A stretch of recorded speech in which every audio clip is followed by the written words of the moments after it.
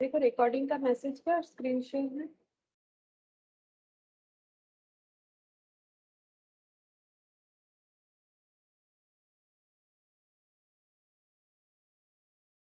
हाँ मैम। अच्छा ठीक है, देखो आज हम लोग जो टॉपिक स्टार्ट करेंगे, टॉपिक का नाम है इंश्योरेंस क्लेम। ठीक है,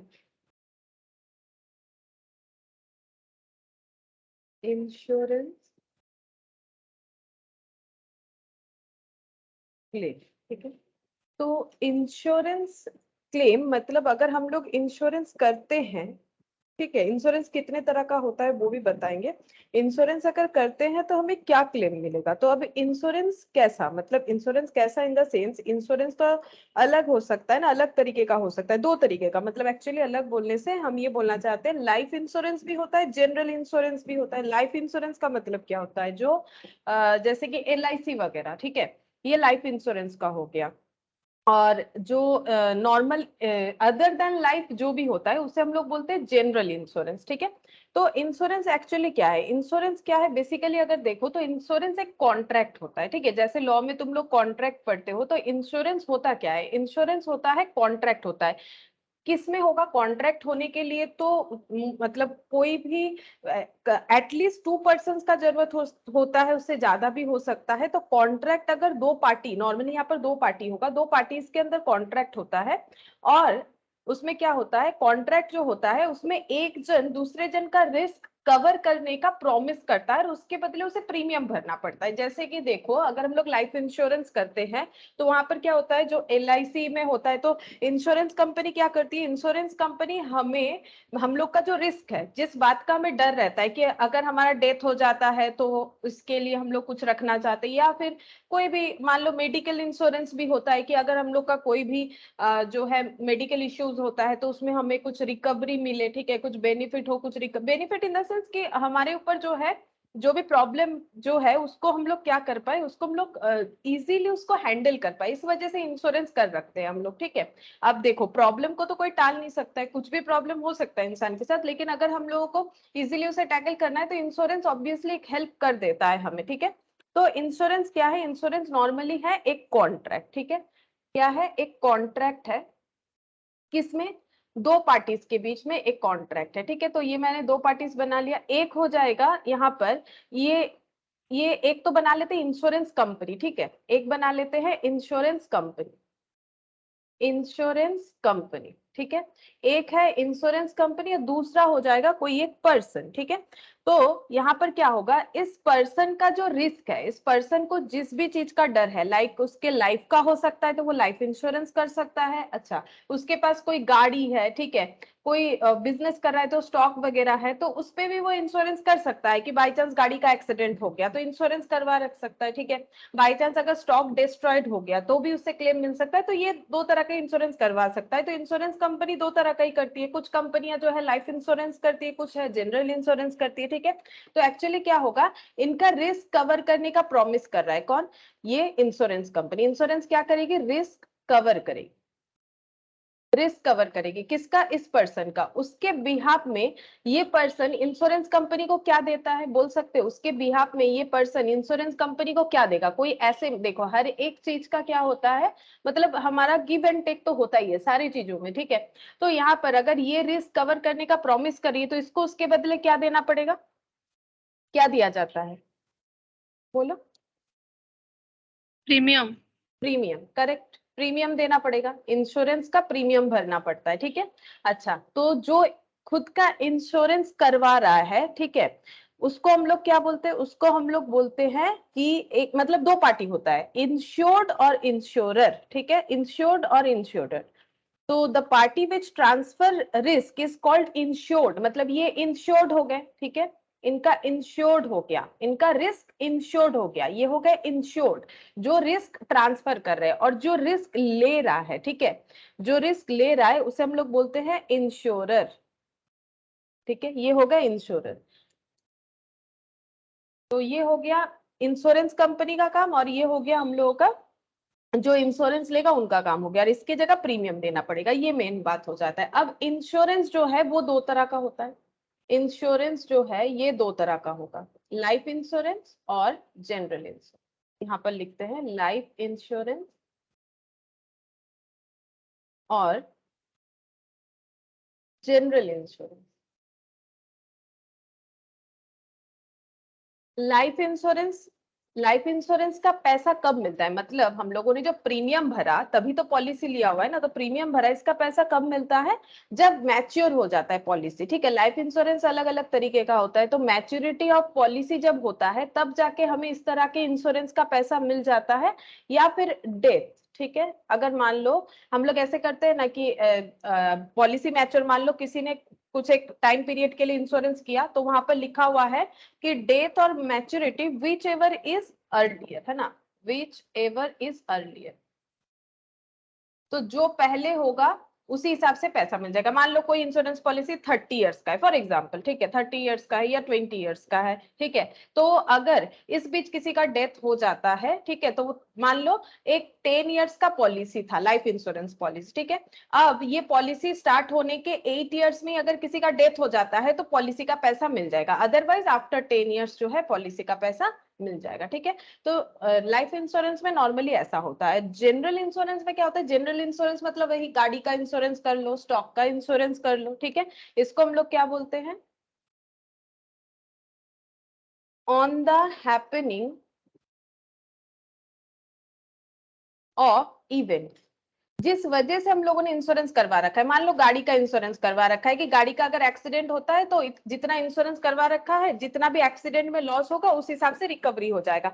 अगर गाड़ी का एक्सीडेंट नहीं होता है तो नहीं मिलेगा पैसा। ऐसा थोड़ी ना होगा कि गाड़ी का एक्सीडेंट नहीं हुआ फिर भी इंश्योरेंस कंपनी पैसा देगी, नहीं, ऐसा नहीं होता है। ठीक है, गाड़ी का अगर कुछ भी मतलब एक्चुअली एक्सीडेंट होगा तभी पैसा मिलेगा। मान लो हम लोगों ने स्टॉक के ऊपर करवा रखा है, तो अगर स्टॉक नहीं डिस्ट्रॉय होता है, थ्रू फायर हो गया, थ्रू थेफ्ट हो गया, मतलब चोरी होके भी हो सकता है, ठीक है, तो अगर इस तरह का कोई इंश्योरेंस करवा रखा है हम लोगों ने, तो अगर ऐसा इंसिडेंट ऑकर्ड होता है तभी होगा, अदरवाइज नहीं। जैसे यहाँ पर भी था ना कि अगर 10 साल के अंदर डेथ हो जाता है तो पहले मिलेगा, अदरवाइज 10 साल बाद ही मिलेगा। ठीक है, लेकिन यहाँ पर ऐसा नहीं है, यहाँ पर ऐसा नहीं है कि कोई टाइम पीरियड में मिलेगा कि गाड़ी का इंश्योरेंस करवा रखा है तो उसका हमें कुछ ना कुछ मिल जाएगा, ऐसा नहीं है। अगर एक्सीडेंट इंश्योरेंस करवा रखा है, एक्सीडेंट होगा तभी मिलेगा, लेकिन वो बात अलग होता है कि मतलब टाइम पीरियड जितना जाता है प्रीमियम का वैल्यू थोड़ा कम होते जाता है इस केस में।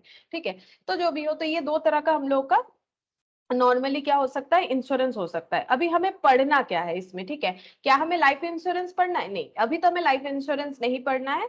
लाइफ इंश्योरेंस जो है इसका टॉपिक रहता है मतलब सीएमए में रहता है और सीए में रहता है, सीएस में नहीं रहता है, ये आगे ग्रुप 2 में इंटरमीडिएट में जाके रहता है लाइफ इंश्योरेंस, या मतलब एक्चुअली तब तो जाके पूरी इंश्योरेंस कंपनी कैसे चलती है वो रहता है, लेकिन यहाँ पर हमें इंश्योरेंस कंपनी के बारे में नहीं पढ़ना है। हमें ये पढ़ना है कि अगर हम लोगों ने जनरल इंश्योरेंस करवा रखा है और उसमें हमारा जो हैपनिंग ऑफ इवेंट है वो अगर ऑकर्ड होता है तो हमें किस तरह से इंश्योरेंस कंपनी क्लेम देगी, कैसे हमें क्लेम मिलेगा, तो इंश्योरेंस कंपनी का क्या प्रोसेस है, किस तरह से होता है, अकाउंटिंग के बारे में, क्योंकि हम लोग अकाउंट्स पढ़ रहे हैं। ठीक है, अब देखो यहाँ पर कैसे होगा। अब देखो जो लॉस है हम लोगों का, ठीक है, जो लॉस है वो दो तरह का हो सकता है। ठीक है, हम लोग कौन सा वाला पढ़ रहे हैं, हम लोग ये वाला पढ़ रहे हैं लॉस। जैसे मान लो नॉर्मली यहाँ पर हमें जो भी क्वेश्चन मिलेगा गाड़ी का नहीं मिलेगा, नॉर्मली यही मिलेगा कि हम लोग के पास कुछ स्टॉक था, हम लोग बिजनेसमैन है, ठीक है, या फिर कोई कंपनी है जो बिजनेस करती है, उसके प्रोडक्ट का नॉर्मली बिजनेस करती है, ऐसा होना चाहिए, प्रोडक्ट का बिजनेस करती है, वो प्रोडक्ट के ऊपर इंश्योरेंस करवाया हुआ था, वो स्टॉक किसी वजह से डिस्ट्रॉयड हो जाता है, मैक्सिमम केसेस में मिलेगा फायर ऑकर्ड होने की वजह से। ठीक है, डिस्ट्रॉयड हो जाता है, डिस्ट्रॉय होने के बाद हम लोग क्या प्रोसेस करेंगे, अगर हमारा इंश्योरेंस किया हुआ है तो कैसे हमें क्लेम मिल सकता है। ठीक है, तो यहाँ पर देखो लॉस जो है दो तरह का लॉस हो सकता है, टोटल लॉस और एक हो सकता है पार्शियल लॉस। ठीक है, टोटल लॉस और पार्शियल लॉस। टोटल लॉस का मतलब क्या हो गया कि गोडाउन में या फिर शॉप में जहां पर भी आग लगा है, ठीक है, मतलब फायर ऑकर्ड हुआ है, वहां पर 100% स्टॉक जो है वो डिस्ट्रॉय हो गया है, 100% स्टॉक जो है वो डैमेज्ड या फिर बोलो कि डिस्ट्रॉय, पूरा का पूरा स्टॉक जो है जल के खत्म हो गया। और पार्शियल मतलब कुछ बच गया है, ठीक है, पार्शियल मतलब थोड़ा बहुत बच गया है, सम स्टॉक इज सेव्ड, और यहाँ पर लैंग्वेज यूज होता है सैल्वेज्ड। सैल्वेज्ड का मतलब होता है कि बच जाना, ठीक है, सैल्वेज्ड का मतलब होता है बच जाना। तो ये जो पार्शियल और जो टोटल है, इसके ऊपर डिपेंड करके क्लेम जो है, क्लेम का प्रोसेस अलग अलग होता है कि किस तरह से क्लेम कंपनी दे रही है। जैसे देखो, हम लोग पहले यहाँ पर पढ़ते हैं, मान लो कहीं पर, सपोज हम पहले टोटल लॉस वाला दिखाते हैं, ठीक है, टोटल लॉस के बारे में बोलते हैं, ठीक है। सपोज यहाँ पर एक एग्जांपल ले लेते हैं। क्या एग्जांपल ले? स्टॉक डिस्ट्रॉयड, ठीक है, स्टॉक डिस्ट्रॉयड हुआ है। यहाँ पर हम दो केस ले लेते हैं, केस 1 और केस 2, ठीक है। स्टॉक डिस्ट्रॉयड हुआ है फॉर एग्जांपल 3 लाख का, रुपीज 3 लाख, ठीक है। और stock fully destroyed by fire, stock fully destroyed by fire, ठीक है, कुछ भी बचा नहीं है। स्टॉक डिस्ट्रॉयड जो है ये फुल्ली, जितने भी गोडाउन में स्टॉक था, क्योंकि देखो जब भी आग लग जाता है, चाहे गोडाउन में हो शॉप में हो, हमें सबसे पहले इंश्योरेंस कंपनी का भी ये टारगेट रहता है पता करना कि जब आग लगा था कितना स्टॉक था, ठीक है, उसी पे उनको क्लेम देना होता है। और जो जिसका गोडाउन में आग लग रहा है, यानी कि जो ओनर है, वो भी यही देखना चाहेंगे कि कितना स्टॉक मेरा जल गया, तो उसके लिए पता करना पड़ेगा ना कितना स्टॉक था। तो stock fully destroyed by fire हुआ है, ठीक है। अब मान लो पॉलिसी लिया हुआ है, अमाउंट ऑफ पॉलिसी, ठीक है, केस 1 में ले लेते हैं 4 लाख का पॉलिसी लिया हुआ है फॉर एग्जांपल, और यहाँ पर मान लो पॉलिसी लिया हुआ है 2,50,000 का। अब बोलो यहाँ पर क्लेम कितना मिलेगा, तुम लोग बताओ, हम जस्ट आंसर लिखेंगे कि अगर मेरा 3 लाख का स्टॉक डिस्ट्रॉयड हुआ है, मेरा पॉलिसी था 4 लाख का, तो इंश्योरेंस कंपनी कितना क्लेम देगी? 3 लाख का। 3 लाख का ही देगी, है ना। वो ज्यादा थोड़ी ना देगी। इंश्योरेंस कंपनी हमेशा कितना क्लेम देगी? इंश्योरेंस कंपनी को क्लेम देना पड़ेगा जितना लॉस होता है, ठीक है। लेकिन पहले वो देखे भी कि इंश्योरेंस कितने का करवा रखा था। पॉलिसी भले ही 4 लाख का था, अगर लॉस 3 लाख का हुआ है ना, क्योंकि इंश्योरेंस कंपनी किस चीज का प्रॉमिस करती है? इंश्योरेंस कंपनी प्रॉमिस करती है कि रिस्क जो है उसको कवर करने का, या फिर जितना लॉस हुआ है उसको कवर करने का। तो लॉस तो 3 लाख हुआ है, तो 4 लाख क्यों देगी? नहीं देगी, 3 लाख ही देगी, ठीक है।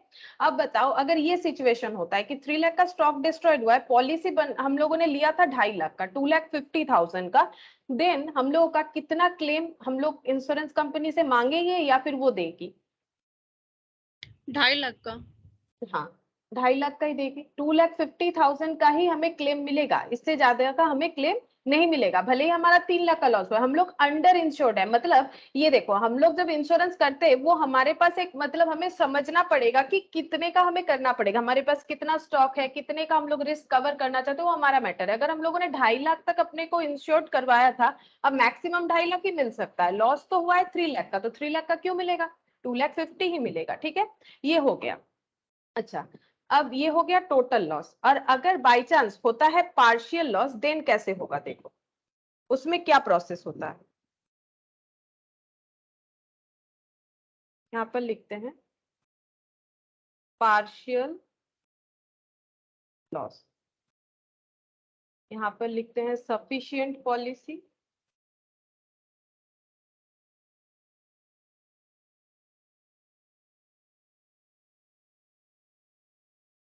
Insufficient policy. इसके अंडर दो पॉइंट लिखेंगे, विदाउट एवरेज क्लॉज,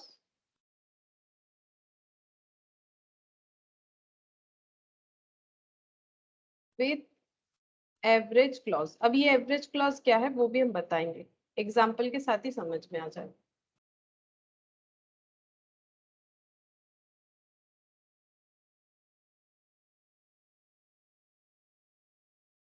यहाँ पर पहले लिखेंगे stock on date of fire, stock salvaged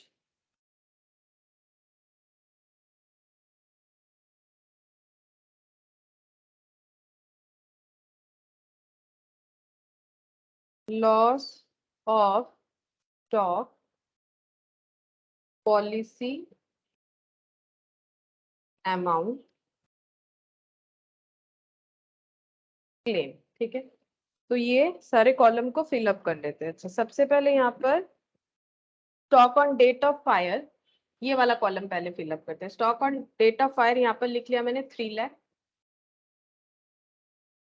अच्छा, सैलवेज हुआ है 1,20,000, ठीक है।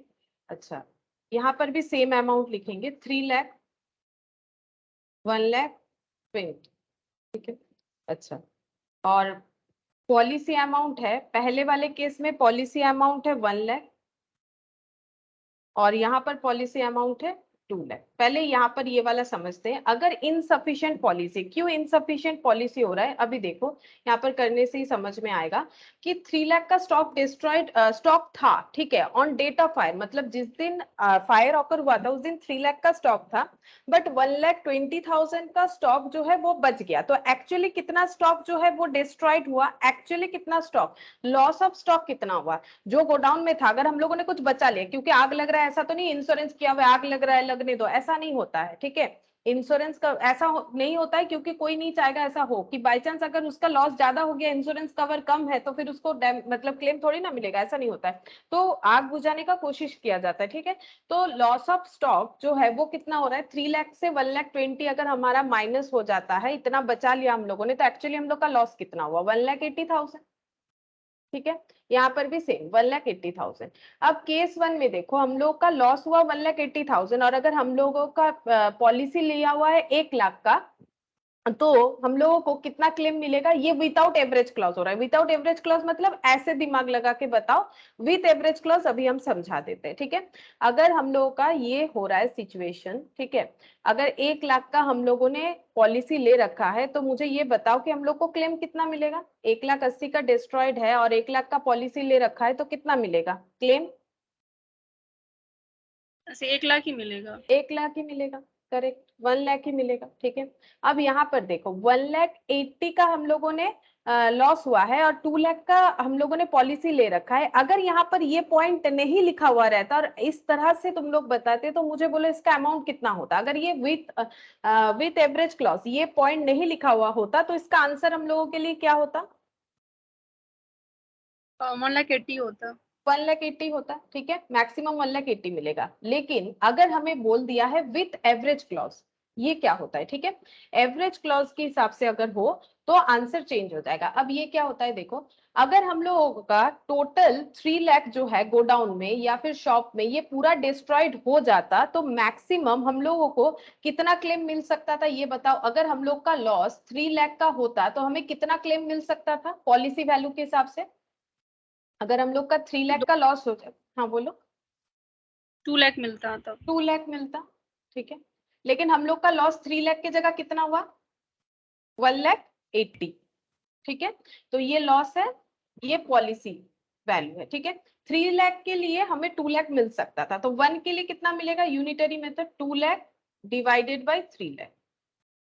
और अगर 1,80,000 हुआ है हम लोगों का लॉस, तो कितना हो जाएगा 2 लाख, मतलब 2/3 कर देते हैं, ठीक है, लाख में 0 0 कैंसिल हो गया, 1,80,000। तो ये कितना आ रहा है बोलो, 1,20,000 आ रहा है।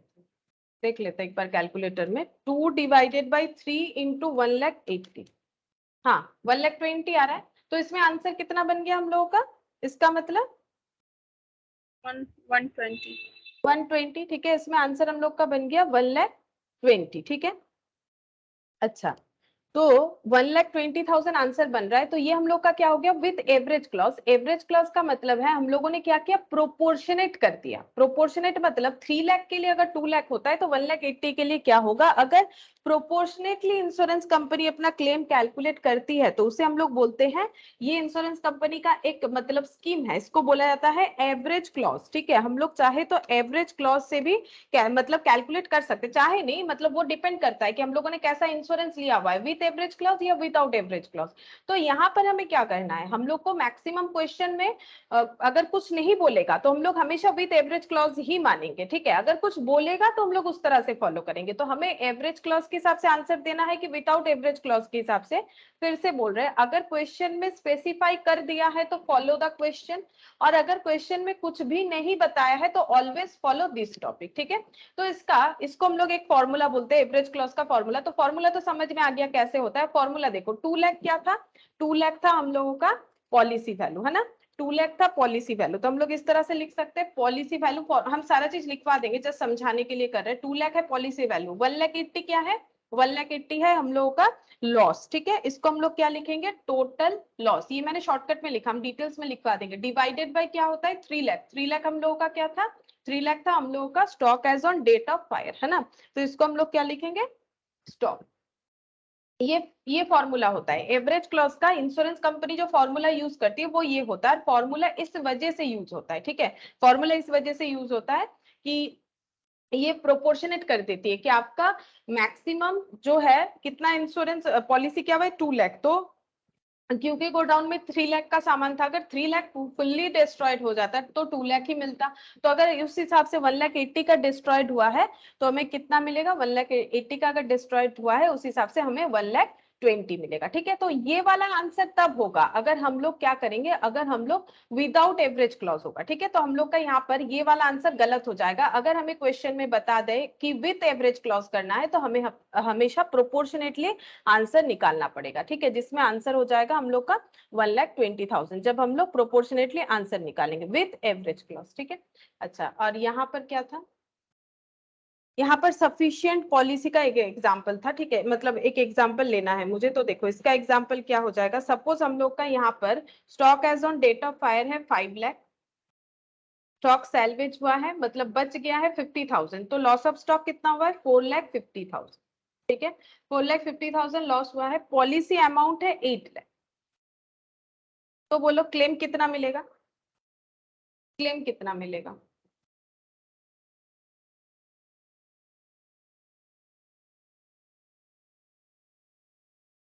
बोलो क्लेम कितना मिलेगा। अगर 4,50,000 लॉस ऑफ स्टॉक है और पॉलिसी अमाउंट 8 लाख है तो क्लेम कितना मिलेगा, 4,50,000, है ना। 4,50,000 मिलेगा कि नहीं, बोलो 4,50,000 मिलेगा ना। यहाँ पर एवरेज नहीं करना है, ठीक है। अगर हम लोग का सफिशिएंट पॉलिसी है मतलब बहुत ज्यादा है, ठीक है, सफिशिएंट है, देखो लॉस वाई 450 जबकि पॉलिसी अमाउंट 8 लाख, तो हमें क्लेम कितना मिलेगा, हमें क्लेम जो है 4,50,000 मिलेगा। इनसफिशिएंट अगर होता है तभी जाके एवरेज क्लॉज लगाए या नहीं लगाए, ऐसा होता है, वो डिपेंड करता है हम लोगों ने कैसा पॉलिसी ले रखा है। लेकिन अगर सफिशिएंट पॉलिसी मतलब लॉस इतना सा हुआ है, ठीक है, जबकि पॉलिसी बहुत ज्यादा का लिया, मतलब इंश्योरेंस कंपनी को कोई लॉस है नहीं, वो आराम से दे देगी, उसको फिर दिमाग लगाने का जरूरत नहीं, वो अपना आराम से दे देगी कि 8 लाख का तो पॉलिसी वैल्यू था, 4.5 लाख का लॉस है तो दे दो 4.5 लाख, कोई प्रॉब्लम नहीं, ठीक है। तो इस तरह से होगा। अच्छा, पहला यहाँ पर देखो हम लोगों ने ये 2-3 पॉइंट सीखा यहाँ पर। सबसे पहले कि अगर हम लोगों का लॉस जो है टोटल लॉस हो तो कैसे क्लेम कैलकुलेट होता है, पार्शियल लॉस हो तो कैसे क्लेम कैलकुलेट होता है। पार्शियल में दो टॉप पॉइंट हो सकता है, या तो हम लोग का पॉलिसी अमाउंट सफिशियंट है या फिर हम लोग का सफिशियंट नहीं है। अगर सफिशियंट नहीं है उस केस में हमारे पास दो ऑप्शन आता है, मतलब इंश्योरेंस कंपनी दो तरह से पे कर सकती है, कैसा हमारा पॉलिसी लिया है उस पर डिपेंड करेगा, like with average clause without average clause, ठीक है। अब दोनों प्रोसेस में कैसे होगा वो भी मैंने बता दिया। अच्छा, अब देखो इसमें हम लोग क्या करेंगे, प्रोसेस क्या होता है, देखो किस तरह से किया जाता है। सबसे पहले हम एक क्वेश्चन दिखाते हैं, देखिए एक क्वेश्चन लिखते हैं तो समझ में आ जाएगा कि हमें कैसे कैलकुलेट करना है। Suppose on 3/6/13 fire occurred in godown of A Limited and stock lost. Find out amount of claim to be filed for loss. ठीक है, कितना क्लेम करेगी ए लिमिटेड, कितना क्लेम करेगी अपने इंश्योरेंस कंपनी से। ओपनिंग स्टॉक ये सब क्या है हम समझा देंगे, ठीक है। ये मैंने लिखा है ओपनिंग स्टॉक शॉर्ट में, ठीक है। 1 lakh on 1/1/13 purchase from 1/1/13 to 3/6/13 rupees 6 lakh. Sales from same date 1113 to 3613 rupees 4,50,000. GP ratio in 2012 was 25%. Stock salvage maximum हमें ऐसा क्वेश्चन नहीं मिलेगा। स्टॉक सैल्वेज का मतलब ये पार्शियल डैमेज वाला हो गया, यानी कुछ स्टॉक तो हम लोगों ने बचा लिया था। ठीक है, नेक्स्ट हो गया पॉलिसी अमाउंट ₹80,000। ठीक है, अब ऐसा नॉर्मली क्वेश्चन रहेगा, ये जस्ट मैंने एक एग्जांपल दिया है। तो यहाँ पर देखो कैसे हमें करना पड़ेगा। तो प्रैक्टिकली क्या होता है, मान लो ये है ए लिमिटेड का गोडाउन। ठीक है, मैंने ये गोडाउन बना दिया ए लिमिटेड का।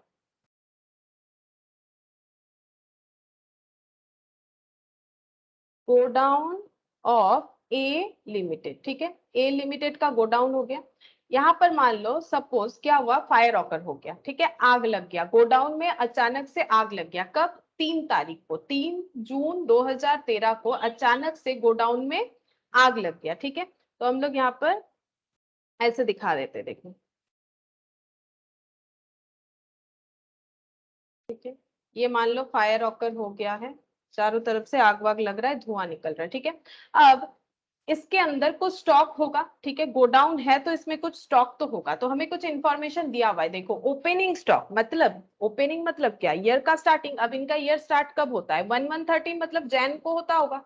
ओपनिंग स्टॉक अगर ये है तो जैन को ईयर स्टार्ट होता है, तो जब ईयर स्टार्ट हुआ था और फायर ऑकर हुआ है जून को। ठीक है, मतलब लगभग 6 मंथ्स बाद, जैन से जून 6 मंथ्स हो जाता है ना, जैन फेब मार्च अप्रैल मई जून, अगर जून कंप्लीट होता तो 6 मंथ्स, 5 मंथ्स 3 डेज हुआ था। और बाई चांस 2013 में फायर ऑकर हो गया है। ओपनिंग स्टॉक था 1 लाख, मतलब यहाँ पर कुछ 1 लाख का स्टॉक था। सपोज मैंने ये व्हाइट कलर से बना दिया 1 लाख का स्टॉक। ठीक है, 1 लाख का, ये मैंने 1L लिख दिया, 1 लाख का स्टॉक। ठीक है, परचेज हुआ था 1113 से, मतलब जब ईयर स्टार्ट हुआ तब से लेके जिस दिन फायर ऑकर हुआ तब तक 6 लाख का और भी स्टॉक परचेज हुआ था। ठीक है, 6 लाख का। अब ये हम ब्लू कलर से कर देते।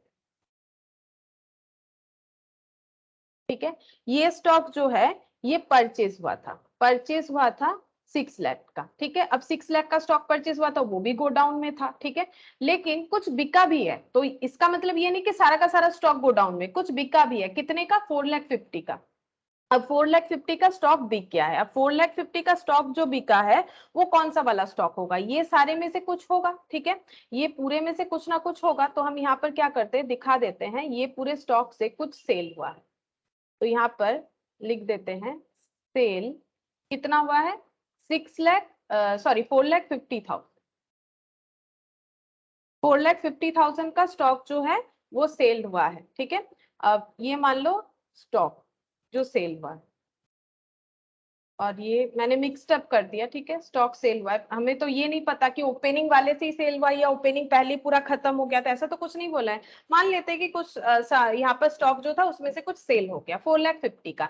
अब सेल का मतलब ये क्या है, ये 1 लाख का जो है ये कॉस्ट वैल्यू है। 1 लाख का कॉस्ट वैल्यू का मतलब यहाँ पर बोल रहे हैं ओपनिंग स्टॉक, तो स्टॉक का वैल्यू तो हमेशा कॉस्ट में किया जाता है। मेरे गोडाउन में कितने रुपए का सामान है वो तो हम अपने कॉस्ट में ही बताएंगे ना। मान लो मैंने मार्केट से कुछ मान लो कैलकुलेटर खरीद लिए। ठीक है, कैलकुलेटर खरीद लिए 10 कैलकुलेटर खरीद लिए 200 रुपए वाले। ठीक है, तो मैंने टोटल कितने का स्टॉक खरीदा, 2,000 रुपीज का। अब मुझे एक एक कैलकुलेटर को बेचना है सपोज 250 करके फॉर एग्जांपल, तो सेल करेंगे तो 2,500। तो अगर कोई मुझे पूछे मेरे पास स्टॉक कितने का है, तो मुझे ये नहीं बताना है, स्टॉक हमेशा कॉस्ट में होता है, यानी without any kind of profit. ठीक है, तो इसका मतलब 1 लाख का स्टॉक था, 6 लाख का स्टॉक और भी खरीदा था, टोटल 7 लाख का स्टॉक था। उसमें से ये जो सेल हो गया, ये सेल मतलब इसमें क्या जुड़ा हुआ है, ये है कॉस्ट प्लस प्रॉफिट। ठीक है, जैसे मैंने बोला कि 200 का कैलकुलेटर 250 में मैंने सेल किया तो 50 प्रॉफिट था। तो मुझे ये पता करना पड़ेगा जो स्टॉक बिक गया वो बिकने के बाद जिस जिस दिन फायर ऑकर हुआ था मेरे पास कितना स्टॉक था, क्योंकि मैंने देखा कि मेरे पास 1 लाख का स्टॉक था, 6 लाख, लेकिन कुछ सेल भी तो हो गया था। तो जो सेल हो गया वो तो जल नहीं सकता है। अगर मैंने सेल करके कस्टमर के घर तक डिलीवरी करवा दिया या फिर कस्टमर लेके चला गया है तो फिर वो तो जल नहीं सकता है, वो था ही नहीं वहां पर फिजिकली वो स्टॉक, तो वो कैसे जलेगा, नहीं जल सकता है। ठीक है, तो यहाँ पर कितना स्टॉक नहीं जला होगा, जितना सेल हो गया होगा। अब इसका हम लोग क्या कैलकुलेट करेंगे, कॉस्ट कैसे कैलकुलेट करेंगे। देखो प्रॉफिट कितना था 2012 में, प्रॉफिट था 25%। अब तुम लोग सोच रहे होगे मैम ये तो 2012 का प्रॉफिट था, लेकिन हम लोग तो सम्स 2013 का कर रहे हैं। सही बात है, लेकिन 2013 में प्रॉफिट कितना होगा ये पता तब चलता ना जब 1 Jan 13 से हम लोग बिजनेस स्टार्ट करते और 31 December 13 को हम लोग बना लेते अपना फाइनल अकाउंट्स। लेकिन क्या हो गया, एक मतलब एक एक्सीडेंट हो गया कि 3/6/13 में ही गोडाउन में आग लग गया, तो फाइनल अकाउंट्स बनाएंगे तो कैसे बनाएंगे, हमें तो पहले क्लेम व्लेम मिलेगा। हमारा बिजनेस यहाँ पर क्या हो गया, एक तरह से थोड़ी देर के लिए रुक गया है। ठीक है, तो हम लोग यहाँ तक तो पहुंच नहीं सकते, तो कैसे पता चलेगा 13 का प्रॉफिट क्या है। तो इस केस में हम लोग क्या कर सकते हैं, हम लोग प्रीवियस ईयर के प्रॉफिट को इस साल का प्रॉफिट ले सकते हैं परसेंटेज की। अगर पिछले साल 25% कमाए थे, इस साल ईयर एंड हुआ नहीं, उसके पहले ऐसा कुछ प्रॉब्लम हो गया, देन हम लोग मान सकते हैं कि ठीक है चलो पिछले साल, जैसे क्या होता है कभी कभी किसी स्टूडेंट का अगर तबियत, ये नॉर्मली क्या होता है जब हम लोग जूनियर क्लासेस में पढ़ते थे ऐसा होता था ना कि मान लो हम लोगों ने फाइनल एग्जाम नहीं दे पाए, ठीक है, तो क्या होता है कि पिछला रिकॉर्ड देखा जाता है कि अगर मान लो जेन्युइनली तबियत खराब हुआ है और बाई चांस वो फाइनल एग्जाम रिटर्न नहीं दे पाया, थोड़ा बहुत ओरल पूछ लिया गया, तो कभी कभी हम लोग क्या करते हैं, मतलब हम लोग को क्या किया जाता है, दूसरे क्लास में दे दिया, ऐसा होता था। ठीक है, तो ये क्यों होता था, पास्ट रिकॉर्ड देख के, नहीं ठीक है ये अगर एग्जाम भी देता ये स्टूडेंट तो अच्छा ही करता, बाई चांस इसका प्रॉब्लम हो गया इस वजह से। ठीक है, तो वैसे ही ये 25% अगर बिजनेस चल रहा था ए लिमिटेड का 25% प्रॉफिट में, तो ये एज्यूम्ड है कि इस साल भी 25% कमाते, तो ये 4,50,000 में भी इन्होंने 25% ही प्रॉफिट कमाया होगा।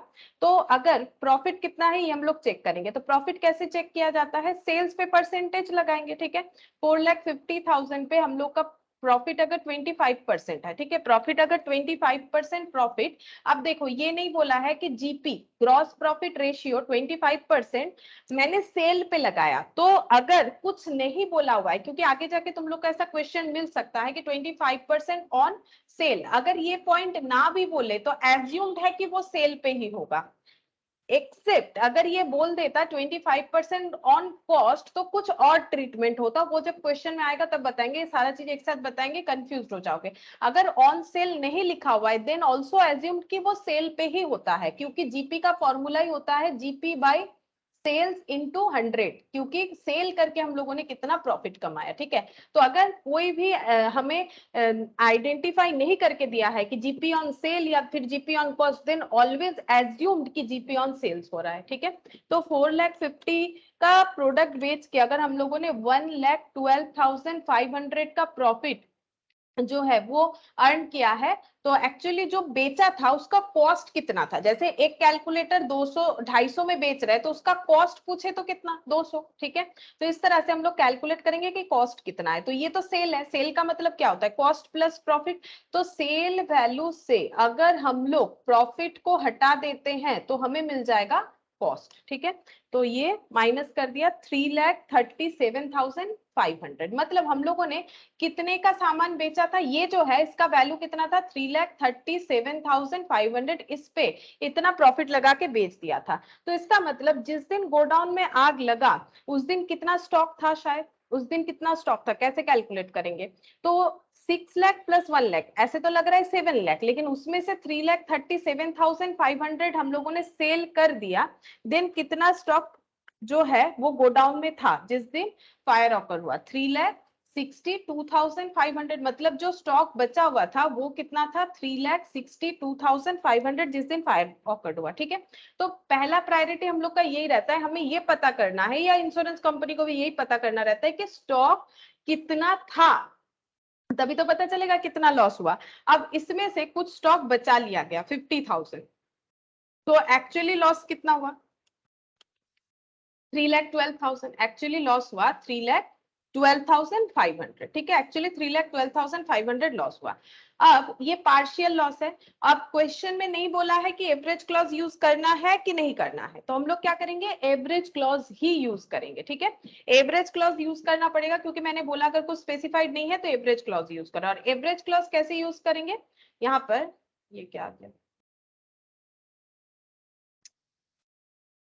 एवरेज क्लॉज कैसे यूज करेंगे, अभी मैंने फॉर्मूला बताया कि फॉर्मूला के हिसाब से क्या होता है। फॉर्मूला के हिसाब से ये देखो, फॉर्मूला के हिसाब से होगा policy value into total loss into stock, इस तरह से होगा। तो हम लोग ऐसे ही करेंगे। अगर हम लोगों का पॉलिसी वैल्यू कितने का लिया हुआ था, 80,000 का लिया हुआ था, ठीक है। तो स्टॉक कितना जल सकता था, कितना स्टॉक था हम लोगों का, टोटल 7 लाख का स्टॉक था, ठीक है। सॉरी 3,62,500 का स्टॉक था, 7 लाख में तो हम लोगों ने बेच दिया था। 3,62,500 का स्टॉक अगर पूरा जल जाता तो हमें मैक्सिमम कितना मिलता, 80,000 मिलता, ठीक है। मैक्सिमम हमें कितना मिलता, 80,000 मिलता। और अभी हम लोग का स्टॉक कितना जला है, हम लोग का स्टॉक जला है 3,12,500, ठीक है। तो हमें कितना मिलेगा, तो 80,000 डिवाइडेड बाई 3,62,500 इंटू यहाँ पर हो जाएगा 3,12,500, ठीक है। ये तो जस्ट एग्जांपल है इसलिए मैंने थोड़ा सा यहीं पर दिखा दिया। अभी हम लोग पूरा नोट्स के साथ लिखेंगे, 3,12,500 डिवाइडेड बाई 3,62,500, ठीक है। तो ये आ जा रहा है लगभग 68,965, ठीक है। ऐसा हो जा रहा है अमाउंट, ठीक है। तो इतना जो है इनको क्या मिलेगा, इनको क्लेम मिल जाएगा, ठीक है। तो क्वेश्चन इस तरह से रहेगा।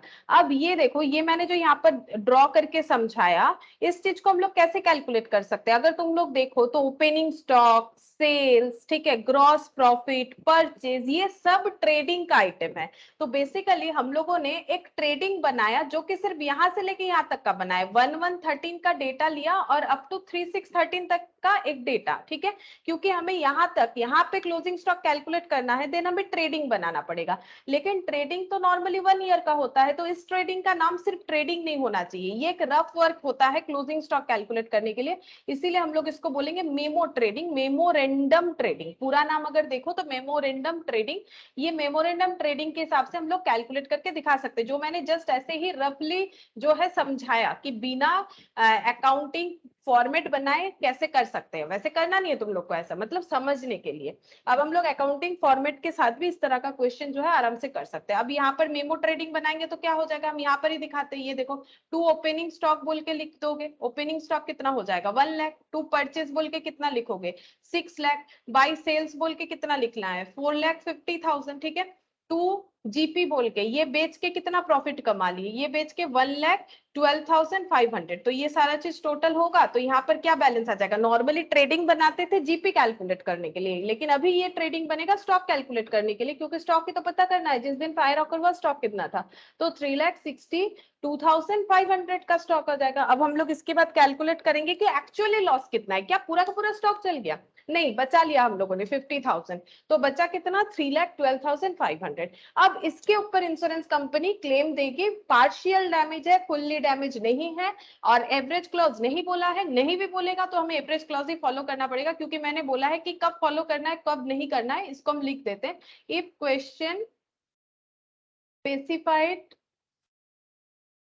Follow the question, question follow करना है, इसके हिसाब से बोल रहे हो। ये पॉइंट के लिए बोल रहे हो, विथ एवरेज क्लॉज या without average clause. If question, ये क्यों यानी क्वेश्चन लिखा है, does not specified anything then follow average clause, average clause always, ठीक है। ऑलवेज एवरेज क्लॉज का मेथड ही हमें फॉलो करना है, ठीक है। तो यही चीज मैंने यहाँ पर समझा, यहाँ कुछ नहीं बोला था तो हम लोगों ने प्रोपोर्शनेटली किया, यानी एवरेज क्लॉज के हिसाब से किया, ठीक है।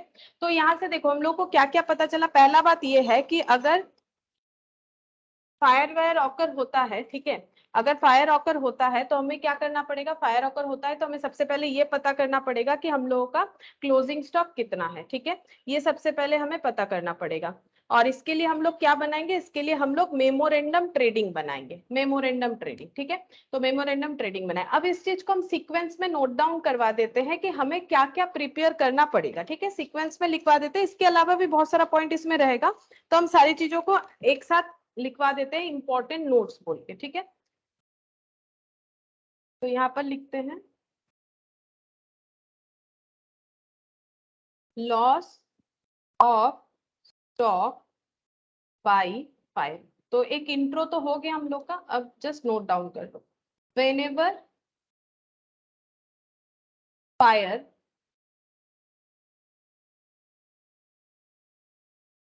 occurred and stock is lost along with store ledgers, ठीक है। अगर मान लो स्टोर लेजर्स भी जल गए, स्टोर लेजर्स का मतलब ये गोडाउन, ये यहाँ पर क्या था, ये गोडाउन था या फिर शॉप था, जो भी था। यहाँ पर ये भी तो हो सकता है कि स्टोर लेजर्स मतलब जहां पर एंट्री वगैरह किया हुआ था कि कितना स्टॉक है, क्या है, नहीं है, तो उसका अगर हम लोग हिसाब रखते हैं, चाहे वो फिजिकली पेपर में रखो या कंप्यूटर में रखो, तो वो भी तो जल सकता है। ऐसा तो नहीं है कि अगर आग लगा तो सिर्फ प्रोडक्ट ही जलेगा, बाकी आसपास का सारा चीज सही रहेगा, ऐसा नहीं होता है, ठीक है। तो प्रोबेबली स्टोर लेजर्स भी जल सकते हैं, बच भी सकते हैं, वो तो डिपेंड कर रहा है कैसा सिचुएशन हो रहा है। Whenever fire occurs, stock is lost along with store ledger। अगर ऐसा होता है देन, अब देखो स्टोर लेजर भी अगर जल जाता है तो फिर बहुत मुश्किल होता है। क्यों? फिर हमें ये नहीं पता चलता है कि कितना स्टॉक, मतलब ओपनिंग क्या था, थोड़ा बहुत फिर हमें कुछ एक एजम्पशन वगैरह लेना पड़ेगा, ठीक है। तो वो हम बताएंगे कैसे होगा, कि अगर स्टोर लेजर पूरा ही जल जाता है तो थोड़ा बहुत प्रॉब्लम ज्यादा हो जाता है। Then such lost stock is calculated as follows। तो हमें कैसे कैलकुलेट करना पड़ेगा, अगर स्टोर लेजर भी जल गया तो हम लोग कैसे कैलकुलेट करेंगे। For fitting claims with insurance company.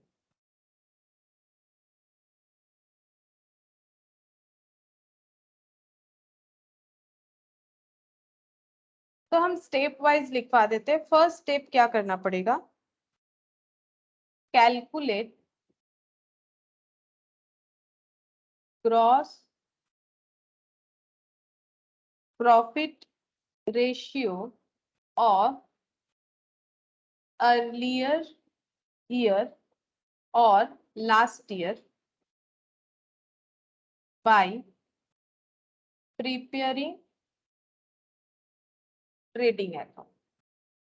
बताते हैं ये क्या है।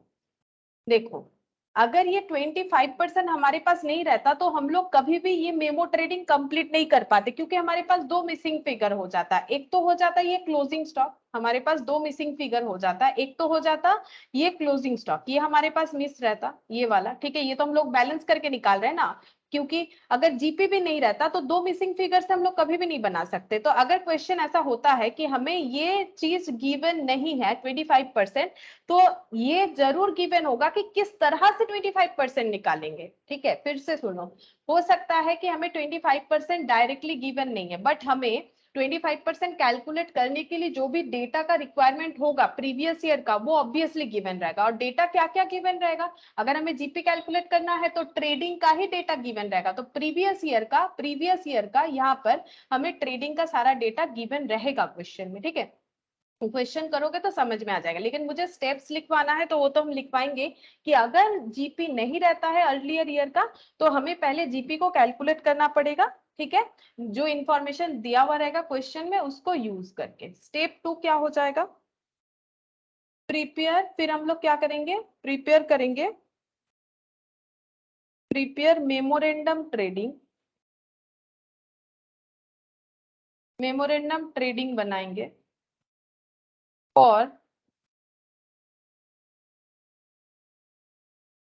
Current year up to date of fire, ठीक है। फिर हम लोग मेमोरेंडम ट्रेडिंग बनाएंगे करंट ईयर। करंट ईयर का मतलब जिस ईयर फायर ऑकर हुआ है up to date of fire, मतलब ये देखो जहां से ईयर स्टार्ट हुआ और जिस दिन आग लगा, ठीक है, उस दिन तक का हम लोग क्या बनाएंगे, मेमो ट्रेडिंग, एक रफ ट्रेडिंग अकाउंट बनाएंगे और उसके हेल्प से हम लोग कैलकुलेट कर लेंगे क्लोजिंग स्टॉक, ठीक है। Memo trading on the date of fire, in such trading account GP यानी gross profit should be calculated based on percentage of sale, ठीक है। ये बताएंगे ये कब यूज होता है, ये पॉइंट भी बताएंगे ये कब यूज होगा। बैलेंसिंग फिगर, ये मतलब ये बता देते हैं, अभी देखो in such trading GP should be calculated, यहाँ पर हमें जीपी कैलकुलेट करना है, जैसे अभी हम लोगों ने किया था। कैसे करेंगे, जो परसेंटेज प्रीवियस ईयर का था उसको यूज करके, ठीक है, based on percentage of sale, ठीक है। परसेंटेज ऑफ सेल मतलब जीपी, जीपी रेशियो तो परसेंटेज ऑफ सेल पे प्रॉफिट बताता है, उसको यूज करके करेंगे, जो स्टेप 1 में हम लोगों ने कैलकुलेट किया। तो स्टेप 1 में जब हम लोग ट्रेडिंग अकाउंट बनाएंगे तो वहां से हमें क्या मिलेगा, जीपी। जीपी से हम लोग जीपी रेशियो बनाएंगे क्योंकि वहां पर तो हमें जीपी मिलेगा, फिर जीपी बाय सेल्स इनटू 100 करके जीपी रेशियो बनाएंगे, फिर उस जीपी रेशियो को यूज करके हम लोग मेमो ट्रेडिंग में क्लोजिंग स्टॉक को फाइंड आउट कर लेंगे, ठीक है। तो balancing figure is called stock on the date of fire, और बैलेंसिंग फिगर जो है on the date of fire उसे हम लोग क्या बोलेंगे, क्लोजिंग स्टॉक बोलेंगे, ऑन दैट मोमेंट का, उस दिन का जिस दिन फायर ऑकर हुआ था। स्टेप 3, अब जैसे ही हमें पता चल जाएगा कितना क्लोजिंग स्टॉक था, अब हमें क्या करना पड़ेगा, अब हम लोग चेक करेंगे कि क्या वो पूरा स्टॉक ही जल गया या कुछ बच गया। अगर बच गया तो माइनस करके बताएंगे कि एक्चुअली कितना लॉस हुआ, ठीक है। तो वही चीज करेंगे, तो यहाँ पर लिखेंगे calculation of loss, actually loss कितना हुआ, कैसे कैलकुलेट करेंगे, पहले लिखेंगे stock closing stock as on date of fire, जिस दिन फायर ऑकर हुआ उस दिन कितना स्टॉक था। ब्रैकेट में एक बार लिख रखो नॉर्मल, लेकिन आज ये कंसेप्ट नहीं डिस्कस करेंगे कि नॉर्मल क्या होता है एबनॉर्मल क्या होता है, सारा चीज एक साथ नहीं कर पाएंगे, तो ये हम लोग बाद में डिस्कस करेंगे कि नॉर्मल क्या होता है, ठीक है। फिलहाल लिख दिया मैंने, और अगर कोई एबनॉर्मल हुआ तो वो भी लेना पड़ेगा, ब्रैकेट में लिख देते हैं closing stock as on date of fire, bracket में एबनॉर्मल, लेकिन आज ये ट्रीट नहीं करेंगे, हम बार बार बोल रहे हैं आज हम लोग ये वाला पॉइंट डिस्कस नहीं करेंगे, एक ही तरह का स्टॉक के बारे में पढ़ेंगे। तो अगर दो तरह का स्टॉक है तो दोनों को ऐड कर लेंगे, फिर आंसर आ जाएगा टोटल स्टॉक, चाहे नॉर्मल हो चाहे एबनॉर्मल हो, माइनस सैल्वेज, सैल्वेज मतलब जो हम लोगों ने बचा लिया, माइनस सैल्वेज, ठीक है। और सैल्वेज होने के और एक पॉइंट भी यहाँ पर ऐड करेंगे फायर फाइटिंग एक्सपेंस, अगर कुछ होता है तो, ठीक है। नॉर्मली फायर फाइटिंग एक्सपेंस कौन करता है, मान लो जो दमकल वगैरह बुलाया जाता है तो वही जो है फायर फाइटिंग एक्सपेंस उनके तरफ से ही होता है, ठीक है। तो फायर फाइटिंग एक्सपेंस मान लो जो ओनर है, जैसे कि मैंने एग्जांपल लिया था ए लिमिटेड, वो अगर अपनी तरफ से कुछ भी मतलब कोशिश कर रहा है आग बुझाने का, ठीक है, हम ऑब्वियसली दमकल जैसा अगर हम लोगों के पास अवेलेबिलिटी नहीं है, पानी वगैरह कुछ भी तो होगा, उससे अगर कर रहे हैं फायर को बुझाने का, अगर हम लोगों ने कोई खर्चा किया है, फायर फाइटिंग एक्सपेंसेस वगैरह किया है, ठीक है, तो वो ऐड हो जाएगा, वो हम लोग अपने क्लेम में ऐड करवा लेंगे। क्यों ऐड करवा लेंगे, एक्चुअली क्या होता है इसका कंसेप्ट सुनो। ए लिमिटेड जो फायर ऑकर का हम लोगों ने यहाँ पर एग्जांपल लिया था, तो ए लिमिटेड जो कंपनी है वो ये बोलना चाह रही है इंश्योरेंस कंपनी को कि सुनो इंश्योरेंस कंपनी, अगर हम फायर फाइटिंग खर्चा नहीं करते, अगर हम आग बुझाने का कोशिश नहीं करते तो आपका और भी ज्यादा लॉस होगा, ठीक है। तो मैंने आग बुझाने का कोशिश किया है, ठीक है, तो इसके बदले मैंने इस वजह से सिर्फ मेरा ही हेल्प नहीं किया, मैंने आपका भी हेल्प किया। आपका हेल्प क्या हुआ, आपका लॉस और भी बढ़ सकता था, ठीक है, तो आप मुझे इसका क्लेम इसका भी मतलब एक्सपेंस जो हुआ है उसका भी रिम्बर्समेंट करो, ठीक है। तो इंश्योरेंस कंपनी मान लेगी, क्योंकि अगर ये ऐसा नहीं करते तो इंश्योरेंस कंपनी का लॉस और भी ज्यादा हो सकता था, ठीक है। गोडाउन में जितना स्टॉक जला उससे भी ज्यादा जलता अगर ये फायर को बुझाने का कोशिश नहीं करते, ठीक है। ये टोटल लॉस मान लिया जाएगा और इसके हिसाब से क्लेम दिया जाएगा, ठीक है। अगर क्वेश्चन में फायर फाइटिंग एक्सपेंस आता है तो, अगर नहीं आता है तो नहीं करना है एडजस्टमेंट। फिर स्टेप 4, अगर हम लोग का पार्शियल डैमेज है, नॉर्मली पार्शियल डैमेज का ही आएगा, तब हम लोग अभी क्या करेंगे, apply average loss for claims. तो फॉर्मूला लिखवाएंगे, और फॉर्मूला मैंने पहले ही समझा दिया ताकि ऐसा ना लगे कि फॉर्मूला रटना पड़ेगा। Total loss divided by total stock into policy amount, ठीक है। अच्छा, ये स्टेप्स तो हमें 4 स्टेप फॉलो करने पड़ेंगे नॉर्मली। 3 स्टेप भी हो सकता है क्वेश्चन, अगर हमें प्रीवियस ईयर का जीपी रेशियो दिया हुआ है तो 3 स्टेप में ही हम लोग का क्वेश्चन जो है वो सॉल्व हो जाएगा, ठीक है। अब कुछ पॉइंट्स, इंपॉर्टेंट पॉइंट्स देखो क्या क्या होगा।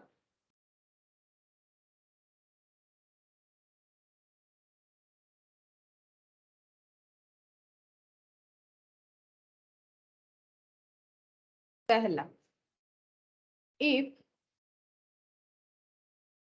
GP ratio of last year is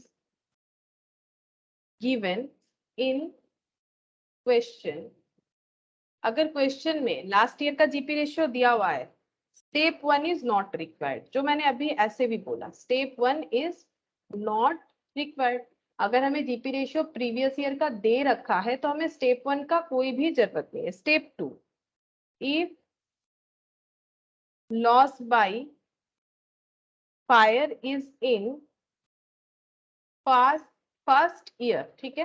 मतलब फर्स्ट ईयर मतलब जिस दिन बिजनेस स्टार्ट हुआ था, जिस साल, ठीक है। बिजनेस का तो एक स्टार्टिंग ईयर होगा, कोई पुराना बिजनेस है 2 साल 3 साल 4 साल, तो उसका जीपी तो हमें मिल जाएगा, ठीक है। जैसे कोई बिजनेस में मान लो 3 साल रन कर रहा है, 4th ईयर में जाके फायर ऑकर हुआ तो जीपी मिल जाएगा प्रीवियस ईयर का। लेकिन अगर पहला ही साल था, हम लोगों ने जस्ट बिजनेस स्टार्ट ही किया था, ठीक है, फर्स्ट ईयर का ही बात चल रहा था, देन जीपी रेशियो तो कुछ है नहीं प्रीवियस का कि जिसका एजम्पशन हम लोग लगा ले कि हाँ प्रीवियस ईयर ऐसा हुआ है तो अभी भी ऐसा ही होगा। तो GP ratio has to be estimated, तब एस्टिमेट किया जाता है। कौन एस्टिमेट करता है, मैनेजमेंट, ठीक है। उस कंपनी का या उस बिजनेस का कोई मैनेजमेंट टीम जो है वो बताएंगे कि कितना होना चाहिए। नेक्स्ट लिखो, trading account are to be prepared exclusive of abnormal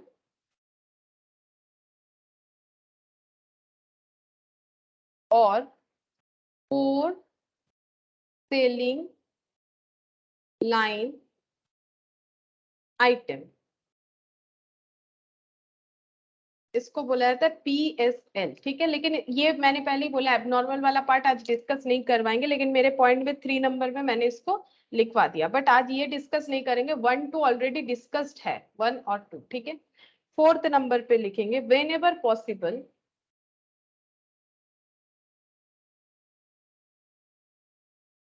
stock will be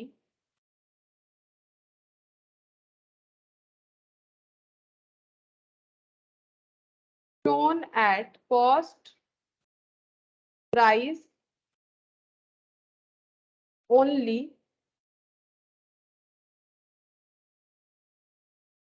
to calculate correct GP ratio and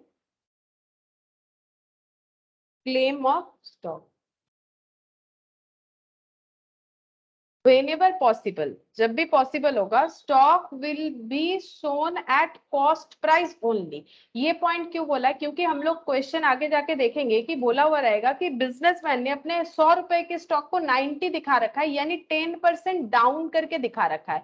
लेकिन अगर इन्होंने ऐसा कोई पॉलिसी यूज किया है किसी भी वजह से कि 10% कम करके दिखाया, या 100 के स्टॉक को 110 दिखाया, यानी 10% अप करके दिखाया, तो जब भी ऐसा क्वेश्चन हम लोग सॉल्व करेंगे, क्योंकि इंश्योरेंस कंपनी को इससे प्रॉब्लम है, ठीक है, वो अंडर वैल्यूड या ओवर वैल्यूड स्टॉक नहीं चाहती है, वो एक्चुअल वैल्यू ऑफ स्टॉक चाहती है, वो उसी के हिसाब से क्लेम देगी, ना तो ओवर वैल्यूड पे देगी ना तो अंडर वैल्यूड पे देगी।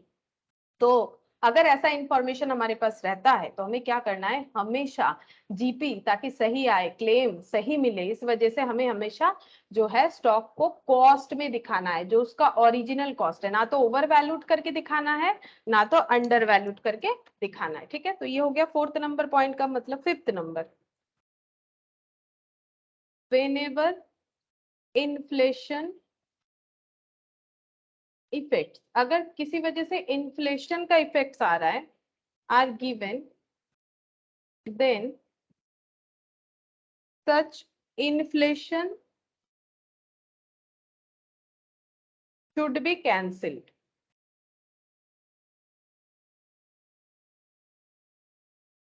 Before calculation of stock loss.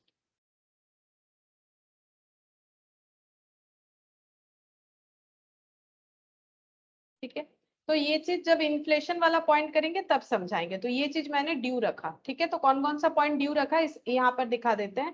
पहले तो मैंने ये वाला एक ड्यू रखा है, ये वाला ड्यू रखा है, अभी तक नहीं समझाया, और इसमें ये वाला ड्यू रखा, अभी तक नहीं समझाया। ठीक है, नेक्स्ट और भी कुछ पॉइंट है, ये लिख लेते हैं। 6th number, trading account in step 1 और 2, मतलब स्टेप 1 में ट्रेडिंग अकाउंट, स्टेप 2 में मेमो ट्रेडिंग अकाउंट, चाहे जो भी बने, should be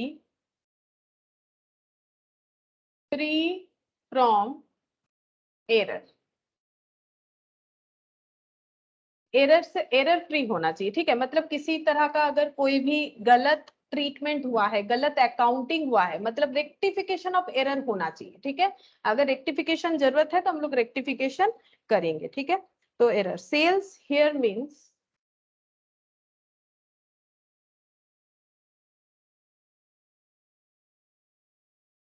where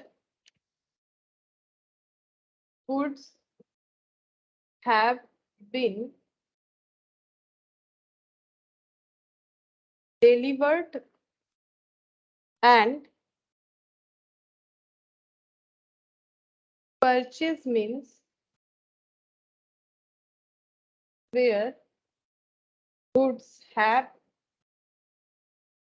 been received। इसका मतलब समझाते हैं, देखो क्या बोल रहा है। Sales here means where goods have been delivered, मतलब मेरा एक कस्टमर है सपोज, ठीक है, ये जिस दिन आग लगा था, यहाँ पर ए लिमिटेड का ही देखो, ए लिमिटेड के गोडाउन में आग लगा था 3rd जून को। ठीक है, अब 3rd जून को मान लो मेरा एक सेल हुआ था, लेकिन कस्टमर के पास वो डिलीवरी अभी तक पहुंचा नहीं है गुड्स का, गुड्स गोडाउन में ही था, सेल हुआ, कस्टमर ने पेमेंट भी कर दिया। ठीक है, लेकिन अगर वो स्टॉक मैंने कस्टमर के घर तक नहीं डिलीवरी करवाया तो वो भी प्रोबेबली जल सकता है। ठीक है, अगर मैंने सेल किया है, मुझे पेमेंट में मिला, बहुत सही बात है, लेकिन अगर वो स्टॉक गोडाउन में था तो वो तो जल जाएगा, तो हम तो कस्टमर को दे नहीं सकते, मुझे उसका पैसा तो रिटर्न करना पड़ेगा। तो वही चीज बोल रहा है कि यहाँ पर नॉर्मली सेल्स का मतलब हमें क्या मानना है, सेल्स का मतलब ये नहीं है कि मुझे पेमेंट मिल गया तो सेल हो गया, नहीं, क्रेडिट सेल हो गया तो सेल हो गया, नहीं, सेल तभी मानेंगे अगर गुड्स डिलीवर्ड हुआ है तो, क्योंकि इंश्योरेंस कंपनी को तो फिजिकल गुड्स का जो पोजीशन है उससे मतलब है कि जिस दिन फायर ऑकर हुआ गोडाउन में क्या क्या सामान था।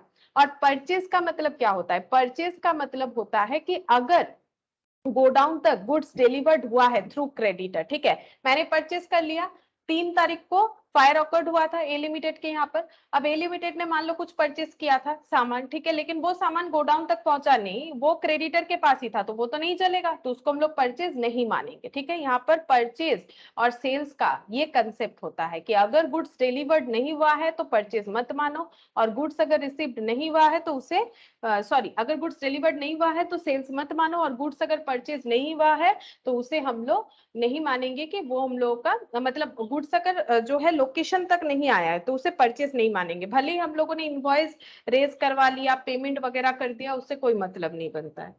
नेक्स्ट लिखेंगे claim are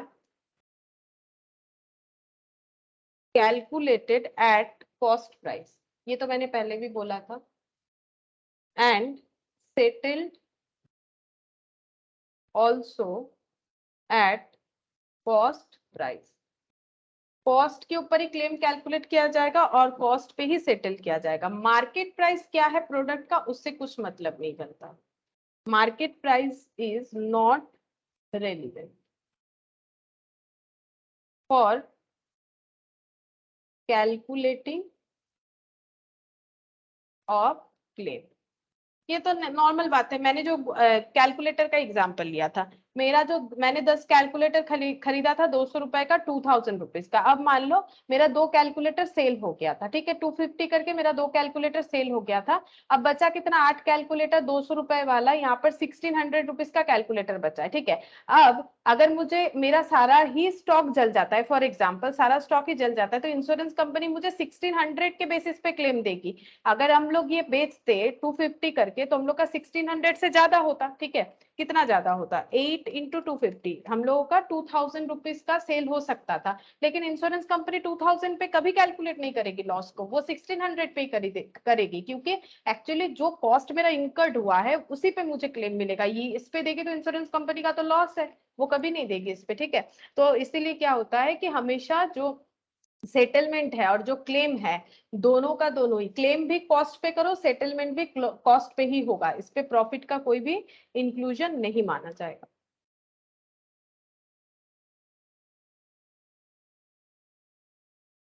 next point, if salvage has been delivered to insurance company,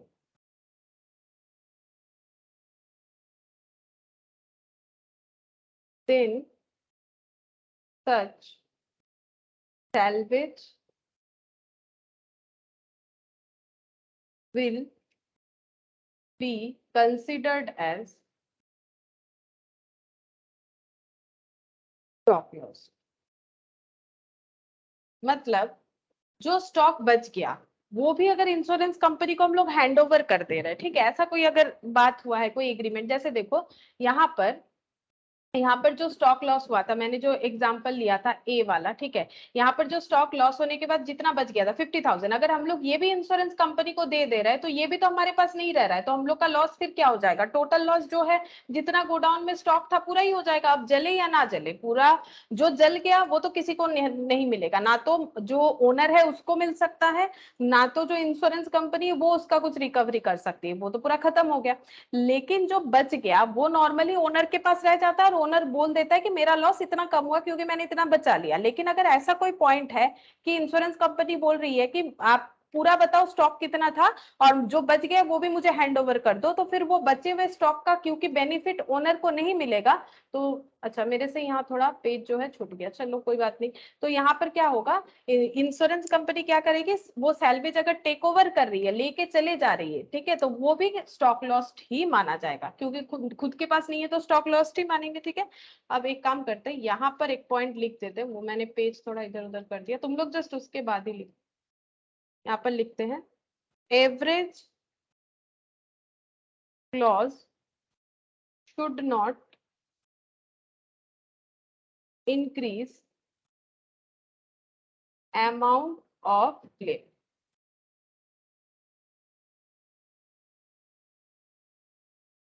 In all situation, total loss will be the maximum claim amount, total maximum कितना क्लेम मिल सकता है किसी को, मैक्सिमम जितना लॉस है उतना ही मिलेगा, उससे ज्यादा नहीं मिलेगा। एवरेज क्लॉज ऐसा एक क्लॉज है, ऐसा एक कैलकुलेशन है, ऐसा मेथड है जिससे हमें कभी भी जो है इंक्रीज अमाउंट ऑफ क्लेम हम लोग नहीं क्लेम कर पाएंगे। मतलब ये एक प्रोपोर्शनेट सिस्टम है, तो ये सही सिस्टम है कि average clause should not increase amount of claim, इससे अमाउंट ऑफ क्लेम हाई नहीं हो जाता है। जैसे देखो यहाँ पर ये जो मैंने छोटा छोटा एग्जांपल लिया था, अगर यहाँ एवरेज क्लॉज अप्लाई नहीं होता तो हमें कितना क्लेम मिल जाता, 1,80,000 का मिलता, ठीक है। लेकिन एवरेज क्लॉज अप्लाई किया, इस वजह से 1,80,000 की जगह 1,20,000 हुआ, तो इससे क्लेम का अमाउंट इंक्रीज नहीं होता, हम लोग प्रोपोर्शनेटली निकाल लेते हैं, ठीक है। तो अगर एवरेज क्लॉज अप्लाई करते हैं, इससे बेनिफिट क्या होता है, बेनिफिट ये है कि अमाउंट का क्लेम मतलब क्लेम अमाउंट जो है वो क्या होगा, वो प्रोपोर्शनेटली कैलकुलेट होगा, इससे high amount of claim charge नहीं किया जाएगा। मतलब इंश्योरेंस कंपनी से कोई चार्ज नहीं कर पाएगा, तो 1,80,000 की jagah देखो हम लोग 1,20,000 कर पाएंगे अगर विथ एवरेज क्लॉज का हम लोगों ने स्कीम लिया हुआ है। और अगर विदाउट एवरेज क्लॉज है इस केस में, तो उसमें कितना हो जाएगा, 1,80,000 का हम लोग क्लेम कर पाते, ठीक है। तो जो भी चीज नॉर्मली लिखवाना था मैंने सारा लिखवा दिया और समझा भी सारा दिया, एक्सेप्ट ये 2 पॉइंट।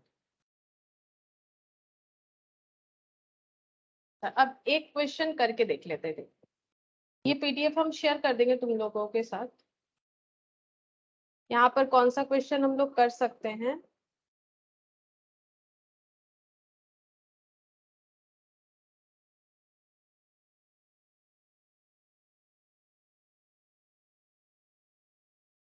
ये वाला करेंगे, ठीक है। ये वाला क्वेश्चन करेंगे, देखो क्या बोला है। On 12th June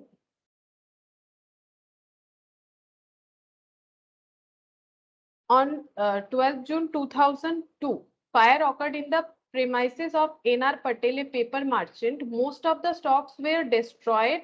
Cost of stock salvage being 11,200. तो ज्यादा से ज्यादा स्टॉक जल गया है, जितना बच गया है that is 11,200. In addition, some stock was salvaged in damaged condition and its value in that condition was agreed at 10,500. कुछ स्टॉक्स डैमेज स्टॉक जो है वो क्या किया गया है, सैल्वेज में से, ठीक है। सैल्वेज मतलब जो बचा लिया, लेकिन जो बचाया है वो भी थोड़ा सा डैमेज हुआ है। मतलब एक होता है कि जो बचा लिया पूरा अच्छा है, एक ऐसा भी हो सकता है जो बचाया है वो भी आधा आधा खराब हो गया है, हो सकता है।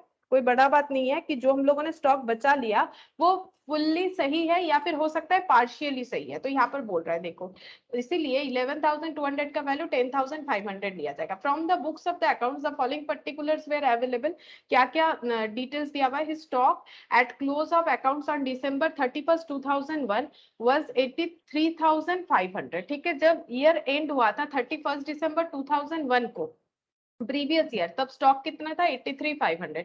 परचेज फ्रॉम 1/1/2002 से लेके 12/6 तक दिया हुआ है 1,12,000 और उसी पीरियड का, and his sales during the period इतना दे रखा है। On the basis of the accounts for the past 3 years it appears that he earns on an average gross profit of 30% on sale. तो पास्ट 3 years से ये चीज देखा गया है कि इनका प्रॉफिट बिजनेस का जो होता है वो 30% ऑन सेल्स होता है। मतलब ये जीपी रेशियो हो गया। Patel has insured stock for 60,000, मतलब इन्होंने इंश्योर्ड करवाया 60,000 पे अपना स्टॉक, यानी इनका पॉलिसी वैल्यू कितना हो जाएगा, 60,000। Compute the amount of claim, हमें बोला है कि क्लेम कैलकुलेट करके बताओ, ठीक है। तो देखो पहले तो हम लोग ये पूरे डिटेल्स को एक जगह पे लिख लेंगे ताकि हमें बार बार क्वेश्चन पढ़ना ना पड़े, ठीक है। तो यहाँ पर लिख दिया मैंने इलास्ट्रेशन 4। अच्छा, क्वेश्चन में क्या था, देखो क्वेश्चन में था कि कब फायर ऑकर्ड हुआ है, 12 जून 2002 को फायर ऑकर्ड हुआ है, ठीक है। इस दिन फायर ऑकर्ड हुआ है और यहाँ पर बोला है कि स्टॉक डिस्ट्रॉयड हो गया है, सैल्वेज हुआ 11,200, उसमें से डैमेज कंडीशन में ये वाला है। अच्छा, stock at the end of the account year 31st December 2001, तो ये कब खत्म होता है, ईयर 31st December 2002 को खत्म होने वाला था। तो इसके पहले ओपनिंग क्या था, 1/1/2002, या फिर हम लोग बोल सकते हैं कि ये एंड कब हुआ था, 31st December 2001, ठीक है। बात एक ही है। तो 31st December 2001 का इनका स्टॉक था 83,500, मतलब क्लोजिंग स्टॉक था प्रीवियस ईयर का 83,500, जो कि इस साल का ओपनिंग स्टॉक रहा होगा। 83,500। ये इस डेट के हिसाब से देखो तो इसको क्लोजिंग स्टॉक बोलेंगे, इस डेट के हिसाब से देखो तो इसे ओपनिंग स्टॉक बोलेंगे, ठीक है। और जो परचेज हुआ है 112 से 1262 तक, ठीक है, ये टर्म का, ठीक है, यहां से लेके यहां तक का देखो परचेज, यहां से लेके यहां तक परचेज हुआ है 1,12,000, और यहाँ पर सेल्स हुआ है 1,54,000। इतना ही डिटेल्स मिला, ठीक है। अब लास्ट 3 साल से देखा जा रहा है कि इनका ग्रॉस प्रॉफिट, लास्ट 3 साल से देखा जा रहा है GP for last 3 year 30% on sales.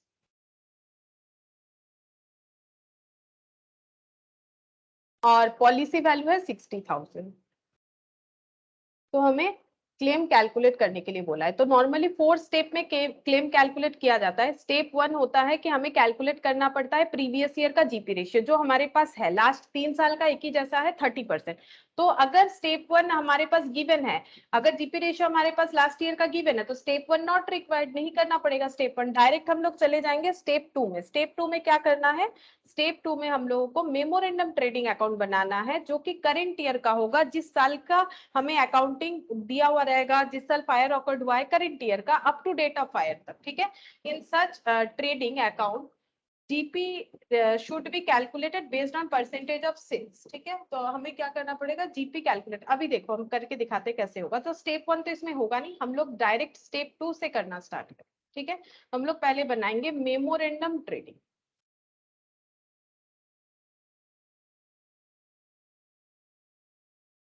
Memorandum trading account from 1/1/2002 से लेके 12 जून 2002 तक का मेमोरेंडम ट्रेडिंग अकाउंट बनाए।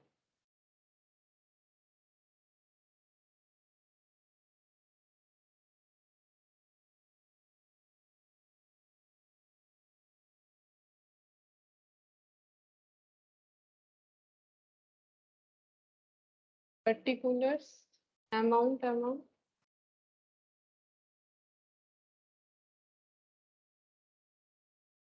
तो सबसे पहले क्या लिखा जाता है, ट्रेडिंग में ओपनिंग स्टॉक लिखा जाता है। तो टू ओपनिंग स्टॉक, तो ओपनिंग स्टॉक कितना है 83,500, तो आउटर में लिखते हैं क्योंकि कोई एडजस्टमेंट नहीं है। अच्छा, परचेज, परचेज हम लोग को डायरेक्टली गिवन है।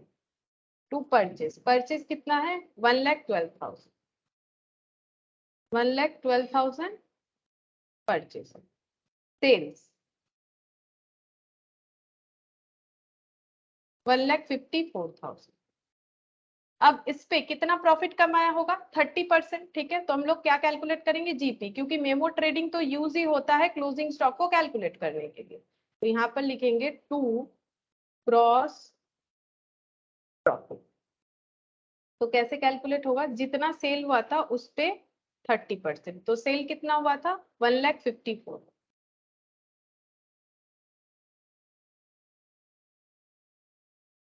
1,54,000 इंटू 30%, 46,200। तो 46,200 प्लस 1,12,000 प्लस 83,500, टोटल हो गया 2,41,700। इधर 2,41,700, और यहाँ पर आ जाएगा by closing stock balancing figure, ठीक है। 2,41,700 माइनस करके देखना पड़ेगा कितना हो रहा है, 1,54,000, 3,95,000,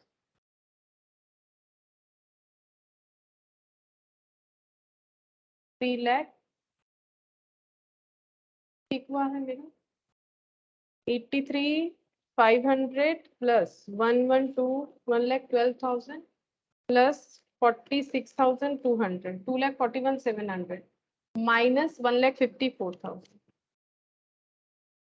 ओ 87,700। अच्छा, हम लोग बोल नहीं रहे, गलत हो गया। 87,700 हो रहा है हम लोगों का क्लोजिंग स्टॉक, ठीक है।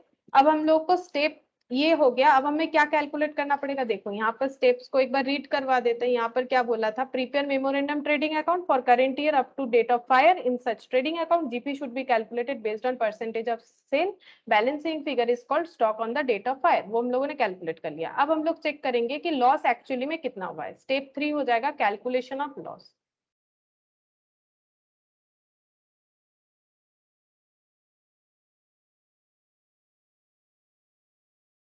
Calculation of loss. तो सबसे पहले क्या लिखेंगे, stock as on date of fire 87,700, ठीक है। लेस करेंगे स्टॉक सैल्वेज। तो देखो स्टॉक सैल्वेज कितना है, यहाँ पर क्या बोला है कि कितना स्टॉक बचा लिया था इन्होंने, ये देखो बीइंग सैल्वेज 11,200। तो लेस करेंगे सैल्वेज, स्टॉक सैल्वेज 11,200। इसमें और एक एडजस्टमेंट है इसीलिए मैंने इनर कॉलम में लिखा है। इसके बाद क्या बोला, इन एडिशन, अच्छा ये वाला तो अलग है, इन एडिशन इसके साथ साथ कुछ ऐसा स्टॉक है वह सैल्वेज्ड इन डैमेज कंडीशन, मतलब ये जो है ये अच्छा वाला स्टॉक है जो बचा लिया, लेकिन कुछ ऐसा स्टॉक है जो बचा लिया है लेकिन डैमेज कंडीशन में, और इसका वैल्यू लिया गया है 10,500। तो ये हम लोगों ने इंश्योरेंस कंपनी को हैंड ओवर नहीं किया है। ये बताया जा रहा है कि दो तरह का स्टॉक बचा है, एक तो ठीक है एकदम जैसा था वैसा ही है 11,200, दूसरा है पार्शियल डैमेज के साथ स्टॉक सैल्वेज 10,500। तो यहाँ पर लिखेंगे एग्रीड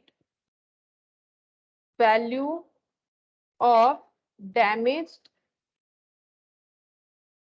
यहाँ पर लिख देते हैं डैमेज्ड स्टॉक, मतलब टोटल कितना स्टॉक फिर सैल्वेज हुआ, एक तो हो गया 11,200 और 10,500। तो टोटल कितना स्टॉक जो है ये हम लोगों ने बचा लिया, 11,200 प्लस 10,500, यानी टोटल हम लोगों ने 21,700 का स्टॉक जो है ये हम लोगों ने बचा लिया है, ठीक है। लेकिन ये पार्शियल डैमेज है और ये जो है ये फुल्ली गुड हालत में है, ठीक है। तो इंश्योरेंस कंपनी ने तो ये नहीं बोला है कि मुझे ये सब दे दो, अगर ये सब देना पड़ता तो हम लोग टोटल लॉस इतना मानते, ये सब वो नहीं लेने वाले, ठीक है, ऐसा कुछ बोला नहीं है हमने। तो इसका मतलब हम लोग का लॉस कितना हो जाता है, हम लोग का लॉस हो जाता है 66,000। ये हो गया टोटल लॉस, ठीक है, ये लॉस हो गया। तो स्टॉक सैल्वेज और जो agreed value of damage stock, मतलब कुछ स्टॉक का वैल्यू इंश्योरेंस कंपनी ने कम कर दिया, बोला कि ठीक है ये थोड़ा बहुत खराब हो गया तो इसको हम लोग कम करके वैल्यू मान लेते हैं कि इतना है, ठीक है। फिर भी टोटल लॉस इतना आ रहा है। अब हम लोग को क्या करना पड़ेगा, ये स्टेप 3 हो गया। नेक्स्ट में क्या करना है, स्टेप 4। स्टेप 4 में हम लोग क्या करेंगे, एवरेज क्लॉज अप्लाई करेंगे क्योंकि पार्शियल डैमेज है, ठीक है।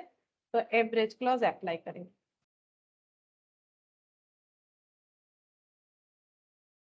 यहाँ पर लिखते हैं कैलकुलेशन ऑफ क्लेम।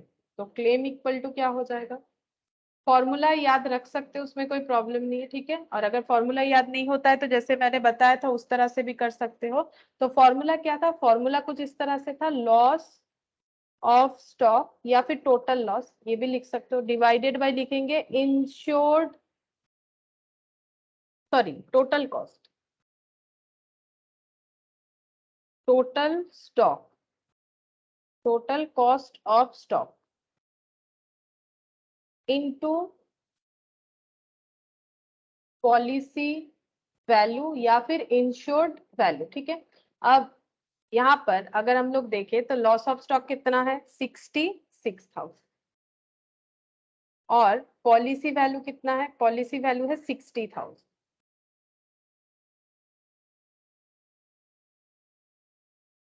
और टोटल कॉस्ट ऑफ स्टॉक कितना था ये वाला 87,700, ठीक है।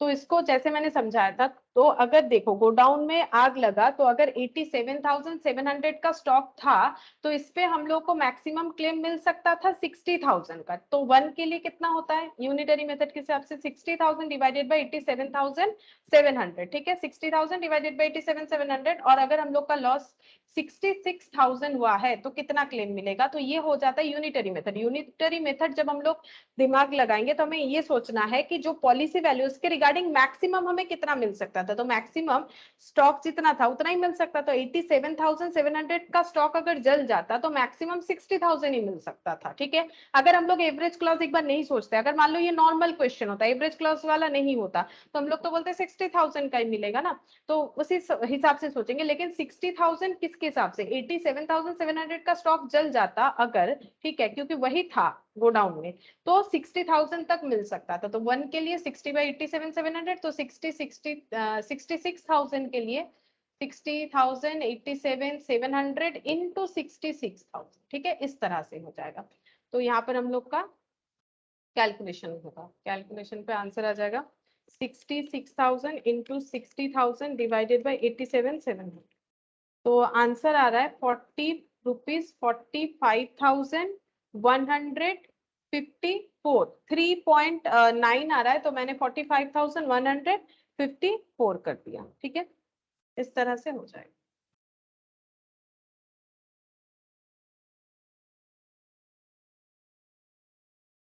ये क्वेश्चन कर सकते हैं हम लोग, और एक क्वेश्चन कर सकते हैं।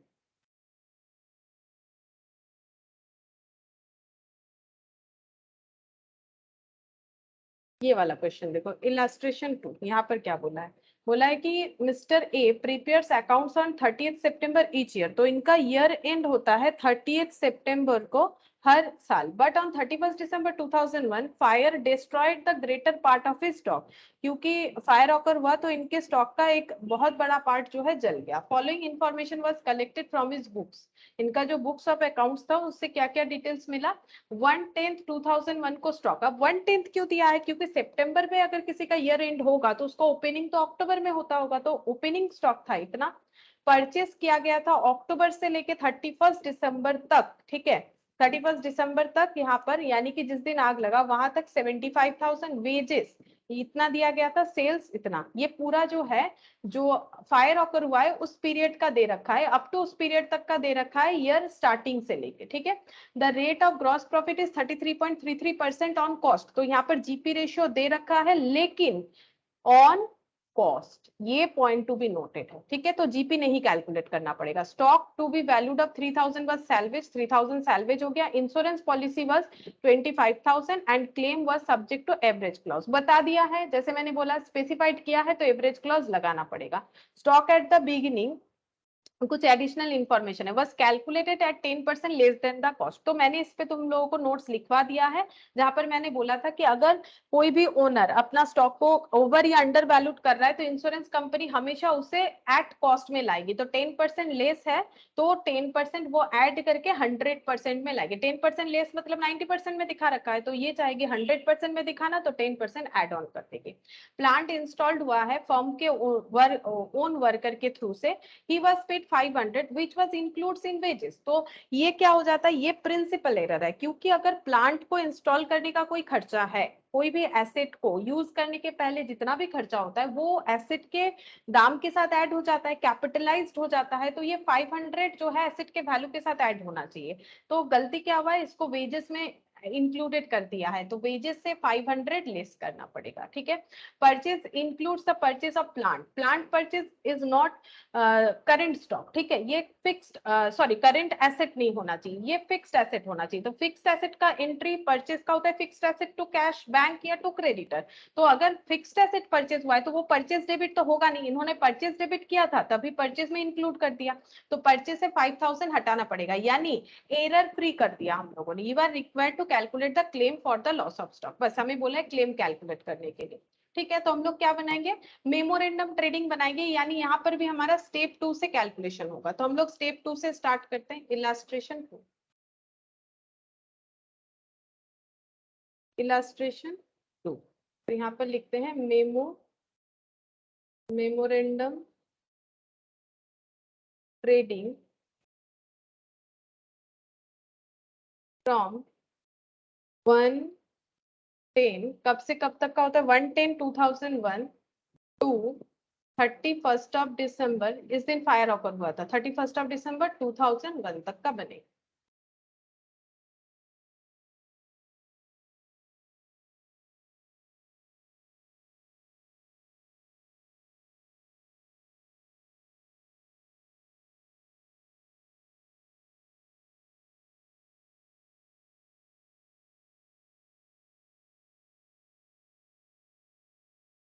टू ओपनिंग स्टॉक, तो ओपनिंग स्टॉक को हमें सही करना पड़ेगा क्योंकि वो 10% कम दिखाया गया है। 29,700 जो है इसमें एडजस्टमेंट करना पड़ेगा। 29,700 में हम लोग क्या करेंगे, ऐड कर देंगे। कितना ऐड करेंगे,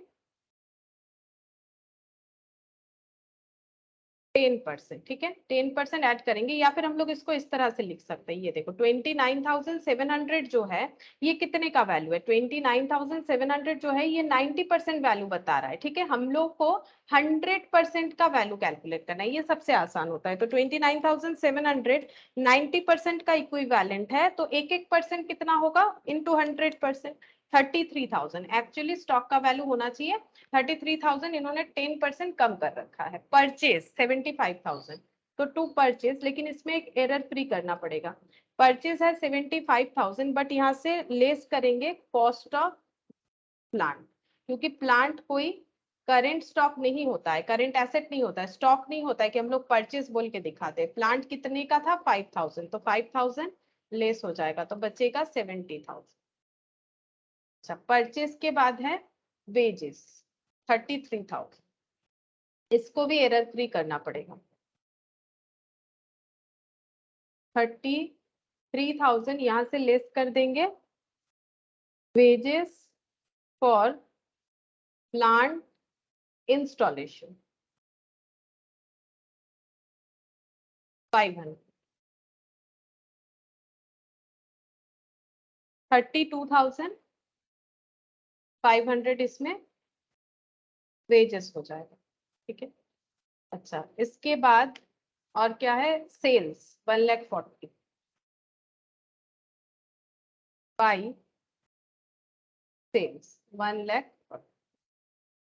अच्छा, इसमें अब जीपी रिकॉर्ड करेंगे, टू ग्रॉस प्रॉफिट कितने, कितना होगा, कितने पे होगा, जितना सेल किया है 1,40,000 पे। लेकिन यहाँ पर जो पॉइंट टू बी नोटेड था कि जो ग्रॉस प्रॉफिट है वो कितना है, वो है 33.33% ऑन कॉस्ट है। ठीक है, हम लोगों को कैलकुलेट करना पड़ता है, हम लोग के पास सेल्स वैल्यू है तो कॉस्ट पे कैसे कैलकुलेट करेंगे। तो इसका क्या वर्किंग नोट होता है, देखो हम कहाँ दिखाए इसको, हम यहाँ पर दिखा देते हैं, यहाँ पर समझा देते हैं वर्किंग नोट में। ठीक है, तो जीपी जो है वो बोल रखा है 33.33% ऑन कॉस्ट। ठीक है, तो इसका मतलब होता है कि अगर कॉस्ट 100 है तो जीपी है कितना 33.33। ठीक है, तो कॉस्ट हो गया, जीपी मतलब प्रॉफिट, ग्रॉस प्रॉफिट। ठीक है, नेट प्रॉफिट मतलब क्या, बिजनेस एक्सपेंस लेस होने के बाद जो बचता है दैट इज नेट प्रॉफिट, तो ग्रॉस प्रॉफिट। तो यहाँ पर क्या मिलेगा, सेल्स प्राइस मिल जाएगा हमें। ठीक है, तो अगर कॉस्ट 100 है उस पर हम लोग 33.33 प्रॉफिट कमाते हैं तो सेल्स कितना हो जाएगा, कॉस्ट प्लस प्रॉफिट। ठीक है, तो 133.33 हम लोग का सेल्स वैल्यू हो गया। अब हम लोग को क्या चाहिए था, अगर जीपी ऑन सेल्स देता तो हम लोग डायरेक्टली कैलकुलेट कर सकते थे, तो अभी हम लोग कैलकुलेट कर लेंगे जीपी ऑन सेल्स, जो हमें क्वेश्चन में डायरेक्टली गिवन नहीं था। तो जीपी ऑन सेल्स, तो नीचे आ जाएगा सेल्स और ऊपर चला जाएगा जीपी। तो जीपी कितना है 33.33। ठीक है, सेल्स कितना है 133.33। ठीक है, अगर हम लोग इसको डिवाइड करते हैं 33.33 डिवाइडेड बाई 133.33, तो इसमें आंसर कुछ 0.24998 ऐसा आ जाता है। ठीक है, ये इंटू 1,40,000, तो इसमें आंसर आ जाएगा 34,997। देखो इस पे अगर हम लोग ये वाला रेशियो लगा देते हैं ना 33.33, हम समझाते हैं 33.33 और 133.33, देन हम लोग का आंसर आ जाएगा 34,997। ठीक है, ये थोड़ा सा ऑड फिगर में आ जाता है। एक्चुअली जो 33.33% दिया हुआ है ना, इसका मतलब क्या, 333 डिवाइडेड बाई 100% मतलब क्या 33.33 डिवाइडेड बाई 100, तो 33.33 डिवाइडेड बाई अगर 100 करोगे तो 0.33, मतलब हम ये बोलना चाह रहे हैं, ये देखो हम ये बोलना चाह रहे हैं 1/3 पता है तुम लोगों को, 1/3 अगर कैलकुलेटर में करके देखोगे तो तुम लोग को मिलेगा 0.33333, ये चलता ही जाएगा, इंटू 100 कर लो 33.33% आता है। तो एक्चुअली जब इस तरह का कोई डिजिट रहता है जो रिपीटेड है अनलिमिटेड टाइम, ठीक है, जैसे भी डिवाइड करो इसके बाद 0.3333 आते ही जाएगा, तो उस केस में हम लोग को इसको कैसे कैलकुलेट करना चाहिए, तुम लोग क्या करोगे, कैलकुलेटर में लिखोगे 1,40,000 इंटू करोगे 33.33 करके, 33.33 जब तक कैलकुलेटर में आते जाएगा लिखते जाओ, डिवाइडेड बाय 133.33 करके कैलकुलेटर में लिखते जाओ जब तक कैलकुलेटर लेगा, फिर इक्वल लगाओ, देखो तुम लोग का आ जाता है 35,000, ये अप्रोक्सीमेशन हट के ऑटोमेटिकली 35,000 आ जाएगा। मतलब अगर कोई कंटिन्यूएशन नंबर है तो पॉइंट के बाद वो नंबर तब तक लिखते जाना है जब तक कैलकुलेटर में स्क्रीन में वो अलाउड होता है, और फिर अगर डिवाइड करोगे इनटू करोगे जो भी करो जैसा भी मैथमेटिक्स रहेगा तो उसमें तुम लोग का आंसर बिल्कुल एग्जैक्ट वैल्यू से आएगा, ठीक है, पॉइंट वाइंड में नहीं आएगा। तो ये एक तुम लोग को याद रखना है, और ये कन्वर्जन याद रखना है, ठीक है। अगर हमें बता दे कि जीपी ऑन कॉस्ट और हमें सेल चाहिए तो कैसे करेंगे, ठीक है। अच्छा, फिर यहाँ पर क्लोजिंग स्टॉक आ जाएगा बैलेंस करने से।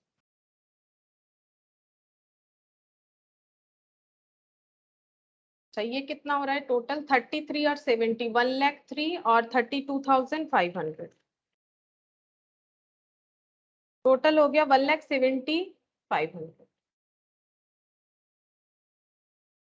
माइनस हो जाएगा 1,40,000, 30,500 क्लोजिंग स्टॉक, ठीक है। क्लोजिंग स्टॉक हो गया 30,500। अब हम लोग को क्या कैलकुलेट करने बोला था, जो लॉस हो रहा है, ठीक है। अब इसके बाद हम लोग क्या कैलकुलेट करेंगे, स्टॉक लॉस।